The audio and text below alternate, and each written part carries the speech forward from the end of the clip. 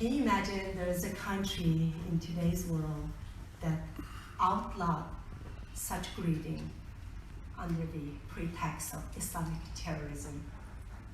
Thank you so much for giving me this opportunity to talk about this unprecedented atrocities being committed against my people by the Chinese Communist regime. Under the guise of fighting Islamic extremism, the Chinese Communist Party has carried out a brutal campaign to extinguish the Uyghur people, Uyghur culture. My name is Rushan Abbas, and I am Muslim. I am an Uyghur American, a mother, and a human rights activist. I was born in Urumqi, East Turkistan, a region in the northwest part of China the Chinese government refers as Xinjiang Uyghur Autonomous Region. Xinjiang means new territory in Chinese language. The Chinese government has brutally persecuted Uyghur people under the different labels and different excuses since 1949. Since the horrific attacks in the United States on September 11th, 2001, Beijing has rebranded its repressive campaign against the Uyghurs as a part of the global war on terror. As a result, our unique ethnic identity, our culture, our language, and our religion, everything has been treated as a criminal, as a crime. The persecution against the Uyghurs is racially motivated. The PRC's strategy of building a new Silkroad with the Belt and Road Initiative is causing destruction in our homeland and populating massive concentration camps. China's campaign of despotism extends far beyond those horrendous camps, ubiquitous cameras, a massive high-tech police state is a cruel reality for the entire region in West China today. According to numerous testimonies inside of the camps, detainees are subject to intense indoctrination with Communist Party propagandas and forced to renounce Islam, and they are subject to rape and torture. China claims that those sprawling camps with barbed wire and armed guard towers are humane job training or vocational training centers. This is a lie. Detainees include medical doctors, academics, business people, scholars, writers, as well as young children and the elderly, none of whom need job training.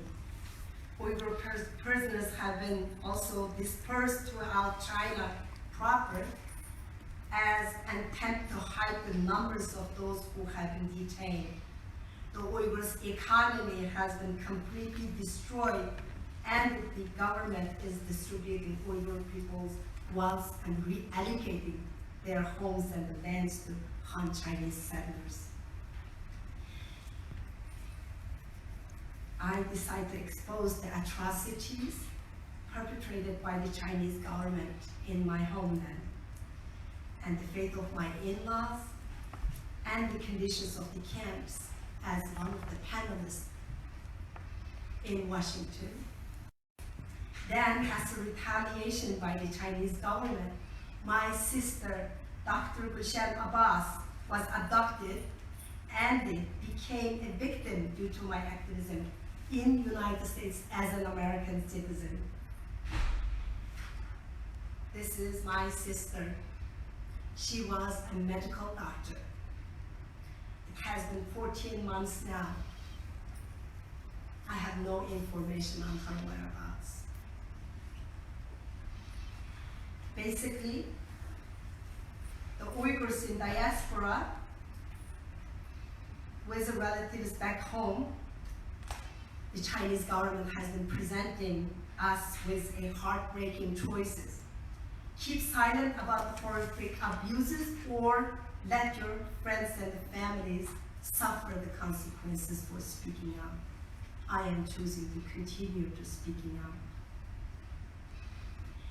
In the regime's rhetoric, the concentration camps is made up with schools for re-education and vocational trainings, but in reality, Chinese government is using those camps as slave laborers, forced labor.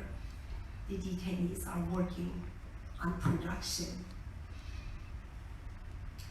In acute crisis situations such as these, we must look into international bodies for support.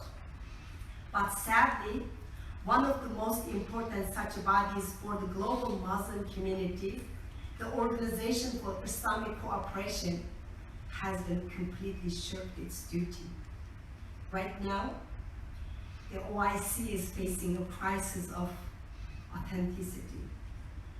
At the end of last year, in December 2018, the OIC has publicly stated its support for the Uyghur cause, criticizing their treatment at the hands of the Chinese government.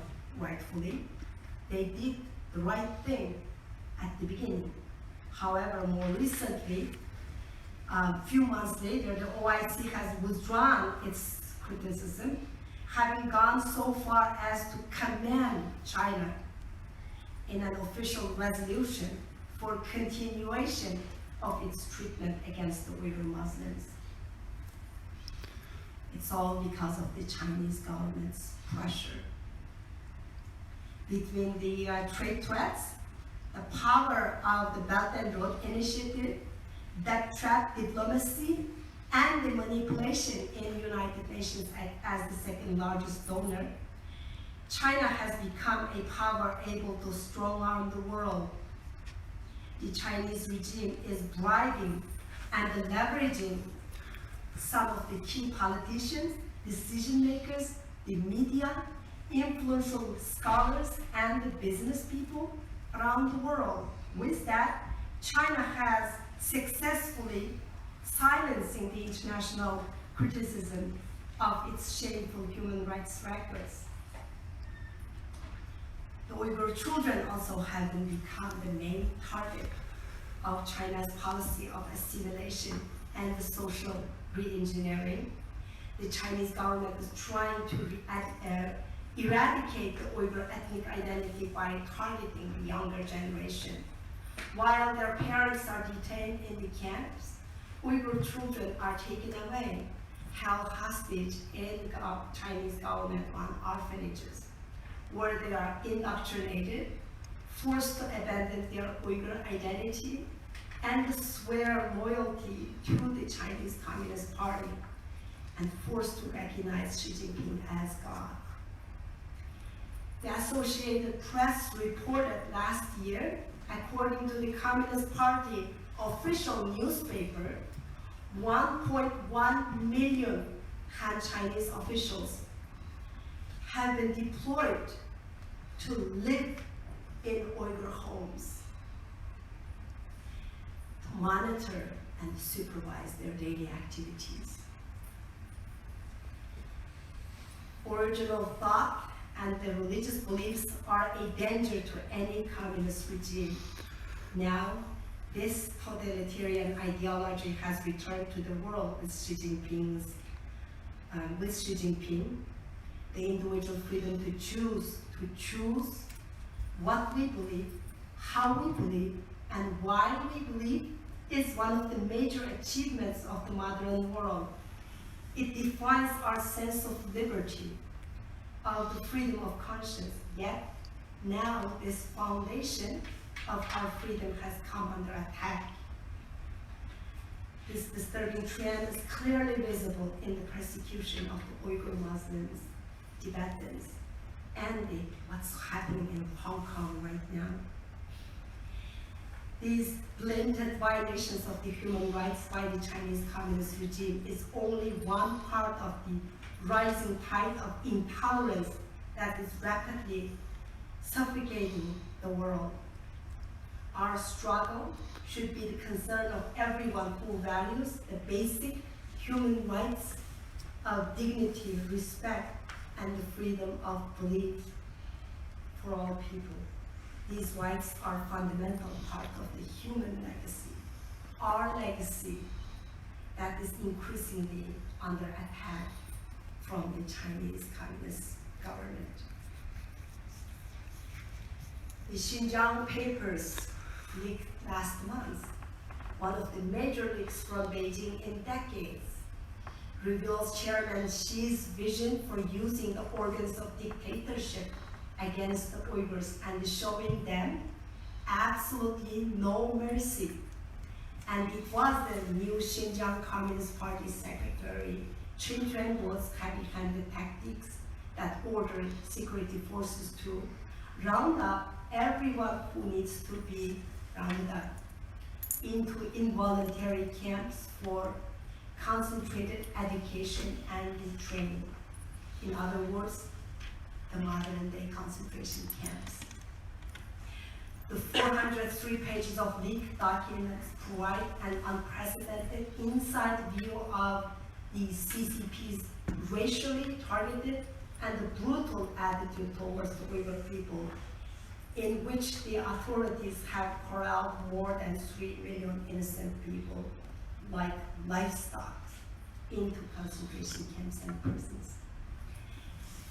We now know that these ruthless and vicious policies were conceived and orchestrated by top-level officials in Chinese government. Xi Jinping's ability to conceal and mislead the international community about the nature of the camps continues to be eroded day by day. The fact that leak happened is also crucial. It illustrates that some official was brave enough to not only deeply question China's approach, but also to risk his own life and to take action against it by revealing those documents out to the world and to the people that can stop this atrocity. The Xinjiang papers make clear in official text many of the features that the journalists and the researchers and the scholars have discovered over the past 2 years. What's inescapable is the culpability of the most senior party leaders, especially Chen Quanguo. So the real question now is, how much longer we have to wait until Chen Quanguo and the other officials who are responsible for this atrocity is sanctioned under the Global Magnitsky Act? Magnitsky sanctions aim to directly at the Achilles heel of authoritarian kleptocracies like China. Their repressive violence is exactly what enables their massive scale of corruption to continue. That's exactly what's needed the most right now to hold China accountable for committing unspeakable crimes against the millions of Uyghurs. The governments must implement the Global Magnitsky Act against those perpetrators. Those outside of the camps suffer under the world's worst Orwellian mass surveillance police state. As crazy as that world is to offender, the rest of the world's reaction is actually more shocking. The world is not only turning a blind eye to technologically enabled mass violence of the rights, but it's actively investing in China's Communist Party-controlled companies and even inviting those very companies to build the 5G infrastructure in Western democracies. One would think that a China that instills such a fear in 12 million Uyghurs, the official numbers of the Uyghurs are 11 to 12 million, but according to Uyghur census, it's about 15 million or more. Those Uyghurs who cannot use the phone to talk his relatives abroad, lest they be sent to the camps, would not be a China that is the main supplier of telephones to the world. I am at loss for words to understand how the Western democratic countries are rewarding China by inviting its mass surveillance tech companies to build their own next generation telecommunications backbone. When we look at the universities, at the time when the state has thrown at least 500 scholars elites into ethnic concentration camps, can exchange and scholarly cooperation with state institutions in China continue? We should ask ourselves, especially the Confucius Institute, those stated aim to promote Chinese language and culture, but in actuality, promoting the interests and ideologies of the Chinese Communist Party, still very active in Western Hemisphere. Confucius Institutes are Chinese government-run programs that use the teaching of the Chinese language and the culture in the universities as a tool to expand the political influence of People's Republic of China. They are overseen by a branch of the Chinese Ministry of Education and are instructed to only teach versions of the Chinese history, culture, and the current events that are explicitly approved by the Chinese government and the Communist Party. I was very disappointed to see one of such Confucius Institute in Australia, and I believe that university was in Sydney, was teaching the Chinese version, Chinese government's false narrative of those Xinjiang vocational training camps. In November 2011, Li Changchun, a former member of the Standing Committee of Politburo, the highest body of the Chinese Communist Party, stated in a speech at the Beijing headquarters of the Confucius Institute, quote, "The Confucius Institute is an appealing brand for extending our culture abroad. It has made an important contribution toward improving our soft power. The Confucius brand has a natural attractiveness, using the excuse of teaching Chinese language. Everything looks reasonable and logical," unquote. The Chinese Communist Party is using Confucius' name very effectively around the world for their political purposes. Absurdly, Confucius' family graveyard was destroyed. The very same generation who destroyed Confucius' family graveyard is in power now.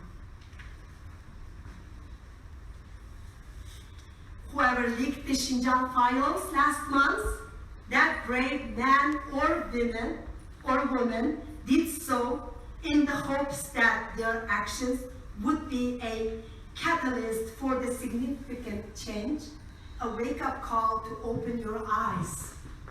Ladies and gentlemen, it's time to act bravely. It's time to stop this Holocaust of my people. We are all responsible for what happens next. Thank you.